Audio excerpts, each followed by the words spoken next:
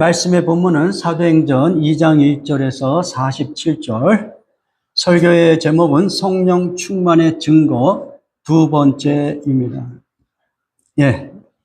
초대교회는 성령 강림과 함께 성령 충만을 동시에 경험하였습니다.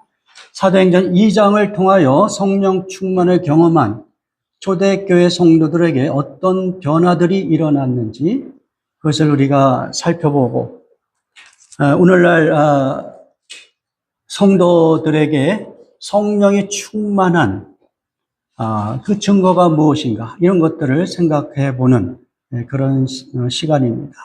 그래서 첫 번째, 성령이 충만하게 임하셨더니 어떤 변화들이 일어났느냐.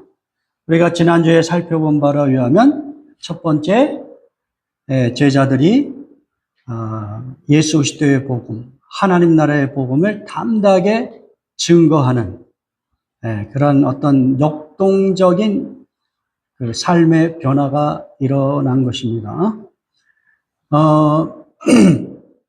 오늘날 우리 성도들도 마찬가지죠.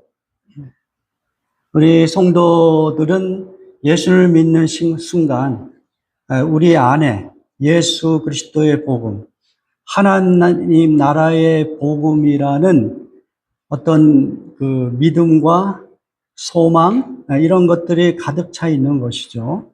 그런데 경험으로 보면 여러분이 예수님을 처음 믿을 때가 가장 역동적으로 예수님의 복음을 증거하고 싶은 그런 마음이 막 일어나죠. 그런데 이제 이렇게 시간이 오래 지나고, 그리고 세상 일에 너무 집중하다 보면 어느샌가 하나님의 복음을 증거하는 것을 머뭇거리고 또 어려워하게 되는 그런 경험들을 하는 것입니다. 그러나 여러분이 신앙생활을 처음 하든 수십 년 하든 상관없이 우리에게 성령이 충만하게 역사하시면 우리는 언제든지 하나님의 복음을 담대하게 증거하고 싶은 그러한 어떤 마음의 열정이 일어나는 것이죠. 오늘 우리를 살펴보면서 우리가 하나님의 복음을 우리의 삶의 영역 속에서 담대하게 증거하고 있는가, 그것을 한번 돌아보면서 그렇지 못하다면 내가 성령님께 순종하고 있지 못하구나, 그런 측면에서 회개하면서 성령의 도우심을 의탁하는 그런 시간을 가질 필요가 있는 것입니다. 그것을 통하여 성령이 충만하여 우리가 경험하지 못하는 어떤 능력을 힘입어서 할 수 있는 한 예수 그리스도의 복음을 증거하는 삶을 살아가는 것입니다. 또 한 가지는 이제 이 복음을 증거한다고 했을 때는 우리가 전도의 방식도 있지만 또 잊지 말아야 될 것은 어떻습니까? 우리의 삶의 방식, 우리의 어떤 성품, 내가 만나는 사람들에게 내가 보여줄 수 있는 예수 그리스도의 성품과 삶의 방식, 이런 것으로 예수가 구세주요 하나님의 아들이라는 것을 증거하는 것, 그것이 또한 복음 전파의 방식으로 우리가 적용할 수가 있는 것입니다. 두 번째, 초대교회 성도들이 경험한 성령 충만의 증거는 무엇이냐면 그들에게 회개하는 마음이 일어났다는 것이죠. 사도행전 2장 37절에서 39절 같이 봉독합니다. 그들이 이 말을 듣고 마음에 찔려 베드로와 다른 사도들에게 물어 이르되, 형제들아, 우리가 어찌할꼬 하거늘. 베드로가 이르되, 너희가 회개하여 각각 예수 그리스도의 이름으로 침례를 받고 죄사함을 받으라. 그리하면 성령의 선물을 받으리니 이 약속은 너희와 너희 자녀와 모든 먼데 사람 곧 주 우리 하나님이 얼마든지 부르시는 자들에게 하신 것이라. 베드로가 많은 사람들 앞에서 예수가 너희들이 고대하던 바로 그 메시아다. 네. 이런 어떤 설교를 강력하게 증거하는 것이죠. 너희들이 잘 알지 못하여 예수님을 십자가에 못 박혀 죽였지만, 그러나 사실은 예수 그리스도는 이 성경의 예언대로 죽으시고 그리고 장사 지내고 사흘 만에 부활하셔서 하나님 우편에 올라가셔서 또 하나님께서 약속하시고 예수님께서 예고하신 성령 하나님을 보내주신 분이다. 그래서 너희들이 지금 경험하는 이 성령 충만함은 바로 예수가 구약 성경에서 예고한 바로 그 메시아다. 바로 그 하나님이다. 이런 결론으로 설교를 마치는 것이죠. 그러한 설교를 듣고서 이제 많은 군중들이 어떤 현상을 경험하게 되면 마음에 찔림이 일어나요. 마음에 찔림이 일어나요. 여기서 마음에 찔렸다라는 것은 어떤 그 마음이 아주 심각하게 고통을 느끼는, 내가 뭔가 잘못 판단하여 메시아이신 예수님을 죽였구나. 거기에 내가 동참하였구나. 하나님의 뜻에 내가 반역된 행동을 취하였구나. 어떤 그러한 판단이 일어나면서 마음으로부터 어떤 고통을 느끼는 그런 것을 표현하고 있는 것이죠. 그렇게 마음에 찔려. 그러면 우리가 어떻게 해야 되냐? 우리가 이렇게 범죄했는데 어떻게 하지? 예. 그럴 때에 베드로가 너희가 회개하여 예수 그리스도의 이름으로 침례를 받고 죄의 용서를 받으라. 그래야 하면 성령을 너희가 선물로 받을 것이다. 그래서 하나님의 자녀가 될 것을 강력하게 증거하고 있는 것입니다. 그러니까 성령이 역사하는 곳에는 이와 같이 어떤 마음에 찔리는 현상, 내가 어찌할꼬, 내가 이렇게 하나님 앞에 범죄했는데 그러면 내가 이 문제를 어떻게 해결하지? 하는 이런 반응들이 일어나는 것이죠. 예. 그러니까 성령이 충만하니까 나는 이제 죄 짓지 않아. 어떠한 죄도 나는 이제 상관없어. 나는 이미 다 거룩한 사람이 되어 어떤 일을 해도 나는 죄를 짓는 것이 아니야. 이렇게 이야기하는 그 잘못된 이단들도 있어요. 예, 구원파가 이제 그런 것이죠. 예, 그러니까 성령이 우리 안에 임하시면 어떤 현상이 일어나냐면 우리가 죄를 지을 수밖에 없는 존재라는 것을 절대적으로 인식하게 돼요. 그래서 이 죄에 대하여 민감하게 됩니다. 그래서 자그마한 일에도 이것이 하나님 앞에 범죄하는 것이구나. 이런 어떤 깨달음 때문에 회개의 그 마음이 일어나는 것이죠. 네? 그러나 성령이 메마른 사람들, 예수를 믿었지만 성령의 통치에 대하여 관심이 없는 사람들은 그 어떤 성령의 메시지를 듣지를 못해요. 이것이 죄인지를 몰라요. 네.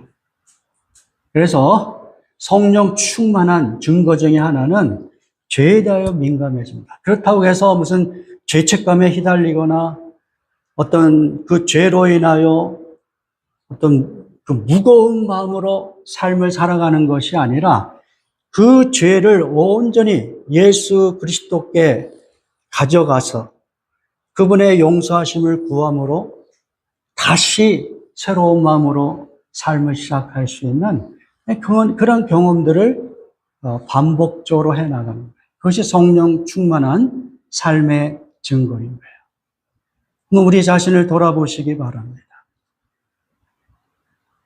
우리가 어떤 면에서 하나님을 거역하고 있는지, 거기에 대해서 나는 정말 성령의 그 어떤 그 찌르는 것 같은 그 메시지를 듣고 있는지, 아니면 내가 고집을 부리면서 이거는 아닌데, 이거는 내가 회개해야 되는 것인데 하면서도 회개하지 않는 그런 것들이 있다면 이 시간에 여러분이 성령의 도우심을 요청할 필요가 있어요. 그게 성령 충만의 증거로 우리 안에 회개하는 그 역사가 일어나게 될 것입니다. 자, 세 번째 성령 충만의 증거는 무엇이냐면 예배에 힘쓴다는 것입니다. 사도행전 2장 42절 같이 봉독 합니다. 저희가 사도의 가르침을 받아 서로 교제하며 떡을 떼며 기도하기를 전혀 힘쓰니라.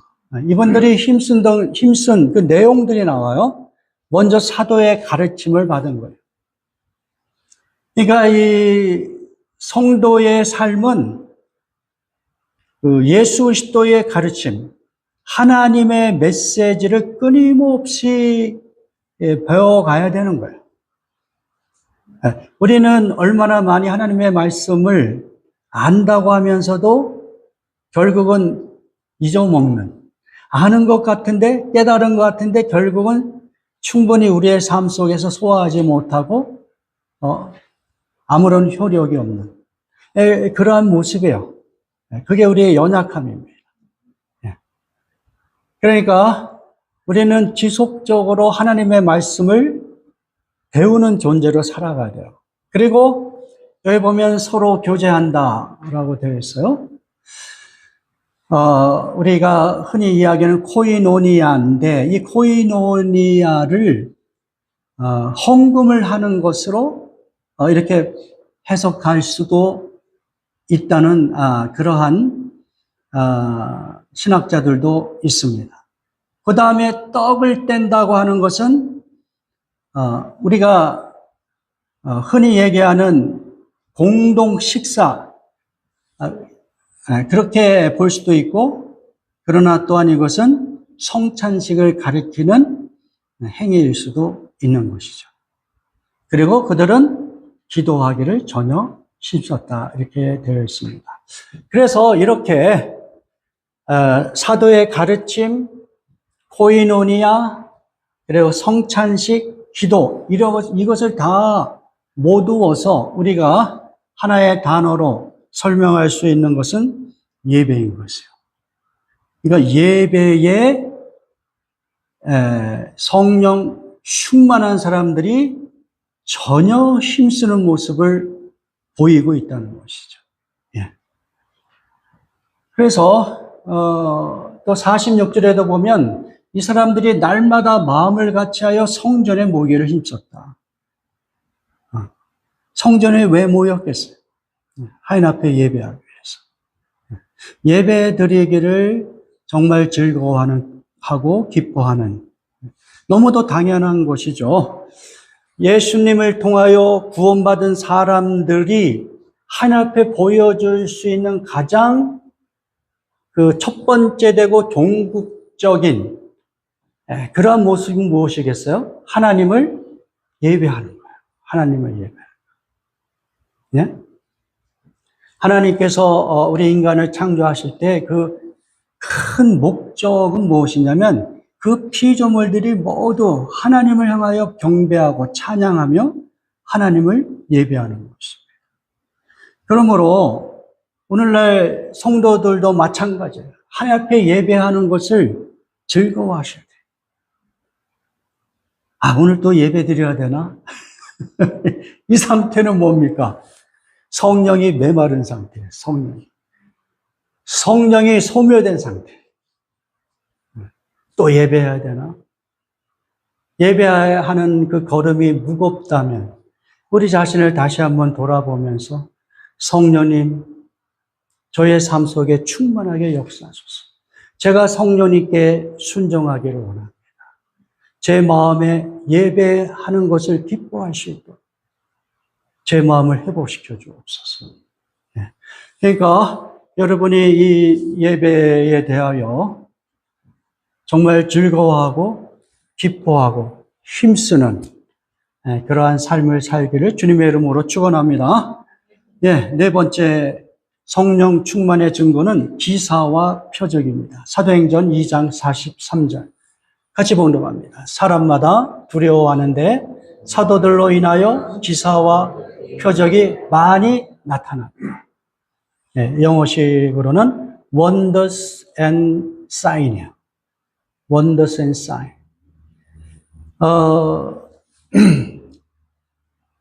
초대교회의 모습, 특별히 사도행전을 통하여 보여주는 성령 충만함으로 보여주는 어떤 현상들이 초자연적인 그러한 일들이 많이 드러납니다. 죽은 사람도 살리고 말이에요. 귀신을 쫓아내고 질병을 고치고 사람들이 수천 명이 회개하고 돌아오잖아요. 사도행전 2장에도 보면 베드로가 그렇게 강력하게 설교했더니 몇 명이 예수를 믿기로 돌아와요? 3천 명. 3천 명. 엄청난 숫자죠. 예? 한 사람이 돌아오는 것 자체가 저는 뭐랄까 wonders and sign이라고 생각해요. 기사와 표적. 이 사람 하나 변화시키는 게 얼마나 힘듭니까? 우리가 이렇게 나름대로 할 수 있는 한 복음을 전하고 있지만, 예? 그래서 그 사람이 교회에 들어오고 예수님을 영접하게 되고 이것이 얼마나 힘든 거 우리가 다 경험하고 있잖아요. 그렇죠? 한 사람이 예수를 믿고 돌아오는 거는 저는 이게 제일 큰 기적 같아요. 네. 우리들 마음이 그렇게 쉽게 하나님 앞에 돌아오기가 어려워요. 그것은 성령의 어떤 도우심이 아니면, 성령의 역사가 아니면 불가능합니다. 예. 오늘날도 이러한 성령이 역사하시는 wonders and sign 이런 것들이 일어난다고 저는 생각을 해요. 초자연적인 기적이라는 것이 이제는 더 이상 존재하지 않는다. 그것이 아니에요. 요즘에는 기적으로 여기는 것들, 고대 사회에서 엄청난 어떤 신적인 초월적인 기적이다. 뭐 이렇게 생각하는 것도 다 이 과학적인 데이터와 그 어떤 과학적인 지식으로 막 설명을 해버리잖아요. 그래서 마치 초자연적인 기적은 없는 것 같이 그렇게 많은 사람들이 이제 하나님의 초자연적인 역사에 대하여 기대하지 못하도록 그렇게 어떤 문화를 이끌어가는 것을 우리가 경험하고 있습니다. 그러나 제가 말씀드린 바와 같이 제일 큰 기적은 한 사람이 예수님을 만나서 하나님의 자녀가 되는 것. 이게 제일 큰 기적이고, 그 다음에 그 사람이 예수님을 만날 수 있도록 필요할 때 하나님께서는 초자연적인 기적을 일으키신다는 것이죠. 예? 정말 이 사람이 예수님을 믿고 하나님의 자녀가 되길 원하시면 하나님은 어떤 일도 다 하시는 하나님이시죠. 그렇죠? 어떤 사람은 불치의 병을 통하여, 어떤 사람은 그 실패의 현장 속에서, 어떤 사람은 마음에 아주 심한 우울증과 고통 속에서, 예? 어떤 약물로 중독되어 그 우울증과 그 두려움을 이기고 싶어하는, 그렇게 아주 밑바닥으로 그 마음이 무너진 사람들에게 성령이 원더스 앤 사인과 같이 그 사람을 변화시키는 놀라운 일들이 오늘날에도 일어날 수 있는 것이에요. 우리 하나님은 어제나 오늘이나 앞으로도 동일하신 하나님으로 우리에게 원더스 앤 사인, 초자연적인 기적을 베풀어 주시는 거예요. 성령이 충만한 삶을 살면 우리가 이해하지 못하는 영역 속에서 신비로운 무언가를 경험하는 그러니까 보통 사람들은 그냥 지나칠 수 있는 어떤 사건, 그러한 일상일 수 있지만 성령이 충만하여 내가 경험하는 그 일상과 그 사건 속에서 하나님의 초자연적인 신비로움, 그 원더스 앤 사인을 발견할 수 있다니까요. 예. 그러니까 여러분이 이 성령 충만한 삶을 살아가는 것은 매우 신비롭기도 하고 익사이팅하기도 한 것입니다. 네, 이런 경험을 할 수 있기를 주님의 이름으로 축원합니다. 마지막으로 성령 충만한 증거는 진정한 교제가 공동체 속에서 이루어진다는 겁니다. 사도행전 2장 44절에서 47절 같이 봉독합니다.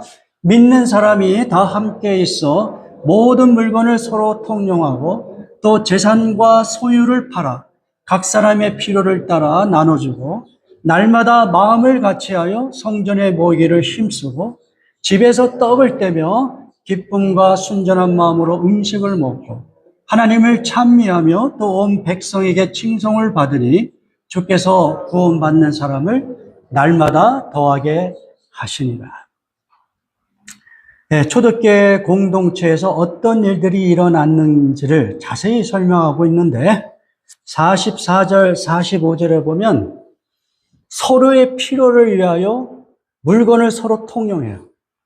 자기의 재산과 소유를 팔아서 각 사람의 필요를 따라 나눠주는 일이 일어나는 것이죠. 네. 이러한 뭐랄까요? 초대교회의 놀라운 공동체적 코이노니아, 이 교제를 오늘날도 우리는 사모하면서, 그러나 이 말씀을 우리가 또한 잘 적용해야 된다고 생각합니다. 이 말씀을 가지고 공산주의자들은 이제 개인적인 그 사유재산을 인정하지 않고 그 공동체의 어떤 공동재산으로 이렇게 만들어서 그래서 그 필요들을 채워주는 그런 이상적인 그 사회를 꿈을 꾸었어요. 그러나 역사적으로, 현실적으로 그러한 공산주의는 어때요? 다 실패했습니다. 지금까지도 북한이나 이런 데서 그 공산주의를 아주 맹신하며 그렇게 그것을 실천하려고 하지만 그것이 매우 현실적으로 허망하고 사람들에게 유익을 주는 그러한 내용이 아니라는 것을 우리가 경험하고 있습니다. 자, 그렇다면 이 말씀은 우리가 잘 적용을 해야 돼요. 이 말씀을 그냥 어떤 역사적인 그 당시의 사회적인 맥락을 고려하지 않고 그냥 문자적으로만 가져와서 야, 교회 공동체는 이제 개인의 사유를 인정하지 않고 재산 다 팔아서 공동체의 목적을 위해서 이제 그 재산을 써야 된다. 이렇게 이야기하는 그러한 어떤 이단 내지는 그러한 가르침에 여러분이 속지 않기를 바랍니다. 뭐냐면 이렇게 할 수밖에 없는 그 당시 시대상이 있었다는 거예요. 무슨 이야기? 지금 이 사건은 어떤 맥락에서 나왔어요? 오순절에 성령이 충만하게 임하심으로 이러한 일들이 일어난 거잖아요. 그렇죠? 그렇다면 오순절에 각 지역에서 이 몰려온 순례객들이 있단 말이에요. 수천 명, 수만 명일 수도 있을 거예요. 그러한 사람들 중에 성령이 충만하게 임재하는 것을 경험하고 그리고 베드로의 설교를 통하여 우리가 어찌할꼬 이렇게 해서 침례를 받고 예수님을 영접한 사람들이 몇 명이라고요? 3,000명이 되잖아요. 3,000명. 그렇다면 그 3,000명 이상에 되는 그 순례객들이 예수님을 믿고 또 다 금방 흩어지지는 않았을 거예요. 그 사람들이 어떻게 해요? 일정 기간 어떤 사람들은 자기의 스케줄을 변경해서 예루살렘에 남아서 사도들의 가르침을 배웠을 거예요. 그런 측면에서 보면 예루살렘에 갑자기 교회가 폭발적으로 성장해서 3,000명이라는 폭발적인 그 인원들이 생겼고, 그리고 많은 사람이 이제 자기 고향으로 떠났다 할지라도 상당한 숫자가 예루살렘 교회에 남아 있었을 거예요. 그 사람들의 필요를 채워줘야 될 거 아니에요. 그렇죠? 그런 어떤 특수한 환경이 거기에 있는 것이고, 그리고 예수 그리스도의 복음을 믿는 그 예루살렘 중심으로 살아가는 성도들은 그 신앙 때문에 유대인들을 통하여 여러 가지 고통을 경험했죠. 그 가족의 공동체에서 격리가 되고, 때로는 직업을 잃어버리고, 이렇게 해서 재정적으로 어려운 사람들이 분명히 예루살렘 이 교회 공동체에 발생을 했을 거예요. 이런 특수한 상황들. 그런 상황 속에서 교회는 그렇게 가난해지고 먹을 것이 없는 사람들에게 서로의 필요를 채워주는 어떤 그 니드가 발생한 것이에요. 그래서 어떤 사람은 자기의 재산을 팔아서 교회의 필요를 채우는 일이 일어났다는 것이죠. 무슨 이야기냐? 이렇게 사도행전 2장 44절 45절의 말씀이 2000년 기독교의 역사 속에 항상 실현되고 실천되는 그런 내용은 아니었다는 거예요. 그리고 실제로 여러분이 방금 읽으신 이 본문에서도 보면 자신의 재산과 소유를 팔았음에도 불구하고 그들은 여전히 무엇을 갖고 있어요? 예? 자기 집을 갖고 있어요. 그리고 어떤 자기 재산을 여전히 소유하고 있어요. 그 이야기는 뭐냐면 예수 그리스도를 믿고 하나님을 따른다고 해서 이 개인적인 재산을 다 포기하고 사유재산을 인정하지 않는 그런 공동체적인 삶을 추구하라는 그런 가르침을 주고 있지 않다는 거예요. 여전히 초대교회 성도들도 자기 집을 소유하고 있고 자기의 재산으로 할 수 있는 한 교회의 필요를 채우려고 애를 쓰는 그런 모습들을 우리가 생각해 볼 수가 있는 것입니다. 예, 성령 충만이라고 하는 것, 그것은 교회라는 공동체 또는 내 주변에 어떤 도움이 필요한 사람들에게 자기의 가치 있는 것들을 나누어 줄 수 있는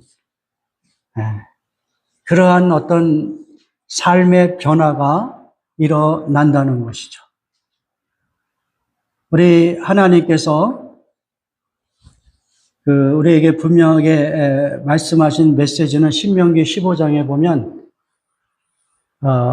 7년마다 이 안식년을 정하시고 그때마다 유대인 공동체 안에 빚진 사람이 있으면 그 빚을 탕감해 주어라. 그렇게 명령을 하세요.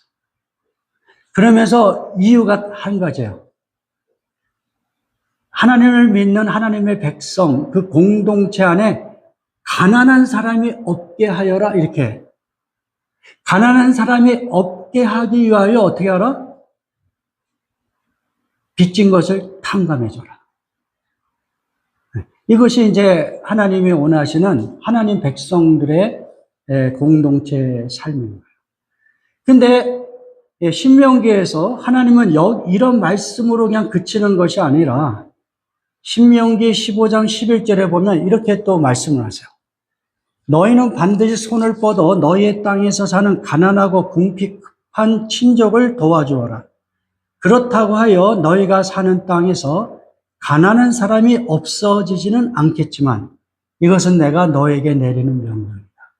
우리가 그렇게 하나님의 말씀을 따라 가난한 사람들을 도와주고 빛을 탕감해주고 그것은 우리가 열심히 하지만 그러나 이 땅에 사는 동안 어떤 사람들은 계속하여 존재한다고 말씀하십니까? 가난한 사람들. 가난한 사람들은 계속하여 존재할 것이다. 그게 우리가 살아가는 삶의 현장이에요. 그래서 성령이 충만한 사람들은 우리 주변에 도움이 필요한 사람들에게 마음을 열고 우리가 할 수 있는 최선을 다하여 그들의 필요를 채워주려고 노력하는 그러한 삶의 변화들이 일어나는 것입니다. 이제 말씀을 마무리하겠습니다. 자, 지금까지 열거한 그 성령 충만의 증거들 여러분이 잘 생각해 보시고 적용할 수 있기를 바랍니다. 과연 나의 삶 속에 이러한 증거들이 있는가? 무엇이 부족한가? 그렇다면 그것을 향하여 하나님 앞에 도움을 요청하는 그러한 시간을 가질 수 있기를 바랍니다. 그런데 이 5가지 증거들은 말이에요. 어떤 면에서 의무적으로, 율법적으로 이러한 모습으로 살아가려고 할 수도 있겠죠. 복음을 증거하고, 성도의 교제를 나름대로 애쓰고 예배에 힘쓰고 뭐 이런 일들을 어떤 율법적인 사고방식, 이거 해야 돼, 이거 안 하면 안 돼, 이런 방식으로 어떤 성령 충만의 증거로 나타내는 이러한 변화들을 실천하려고 할 수도 있지 않겠습니까? 그런데 그러한 것은 바람직하지 않다는 것이죠. 여기 보면은 사도행전 2장 46절에 이렇게 되어 있어요. 기쁨과 순전한 마음으로 음식을 먹었다. 무슨 이야기입니까? 여기 보면은 이 모든 성령의 증거로 드러나는 삶의 변화들은 율법적이고 또는 의무적으로 일어난 변화가 아니라는 거예요. 매우 자연스럽고 자발적이고 그리고 기쁨으로 일어난 변화라는 거예요.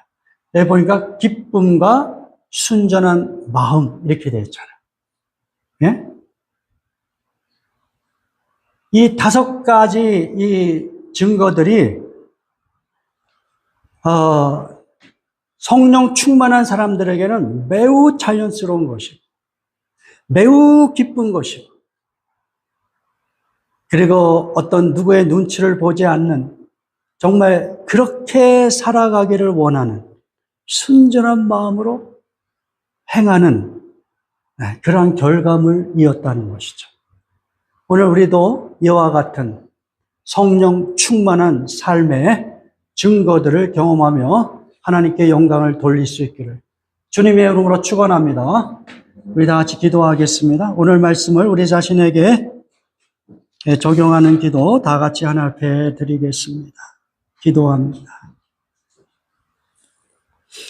이 시간 우리 여러분 자신을 위하여 통성으로 기도할 수 있기를 바랍니다. 과연 우리 안에 성령 충만함이 있는지, 내가 성령님을 거부하거나 거역하여 성령 충만한 증거가 소멸되어 있지는 않은지 자기 자신을 돌아보며 회개하는 시간 갖기를 원합니다. 잠시 동안 하나님 앞에 기도합니다. 할렐루야. 아버지 하나님, 오늘 주님의 말씀을 통하여 다시 한번 우리 자신의 삶의 모습을 돌아봅니다. 예수님을 믿고 성령님을 아버지와 저희들이 순종하며 따라간다고 하면서 그러나 과연 우리의 삶 속에 성령 충만한 삶의 증거들이 있는지 아버지여 우리 자신을 돌아봅니다. 아버지, 우리가 하나님 앞에 예배하는 것을 즐거워하고 있습니까? 아버지여 우리가 하나님의 복음, 예수 그리스도의 복음을 힘써서 기쁨으로 증거하는 삶을 살아가고 있습니다. 아버지 하나님, 우리의 모습이 가연 성도의 교제를 정말 신실하게 도움이 필요한 사람들에게 자기의 것을 주장하지 아니하고 섬길 수 있는 그러한 삶을 살아가고 있습니다.